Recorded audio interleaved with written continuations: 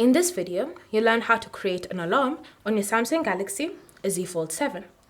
So the first step when it comes to creating an alarm is to simply navigate to the clock app. Once you're in the clock app, you then want to navigate to the alarms section.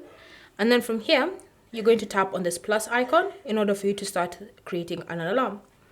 From here, you'll be brought to the alarm editing menu. And so the first step is to choose what time you want the alarm to ring.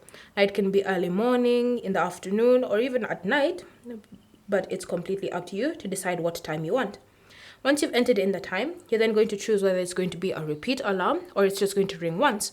If you want it to ring once, then you'll just leave it as selected today. But if you want it to repeat, you're then going to choose the days you want the alarm to repeat itself. Once you've selected the days, you can even give the alarm a name so that it's easier to differentiate if you're going to have multiple alarms on your phone.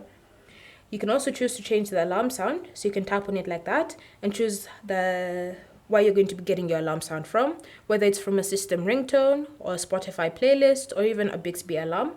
Then you can go back and do the same thing for the vibration. You can choose your own vibration as well as snooze time. You can also choose to customize the alarm background, so you can tap on any of these options and change them to your liking.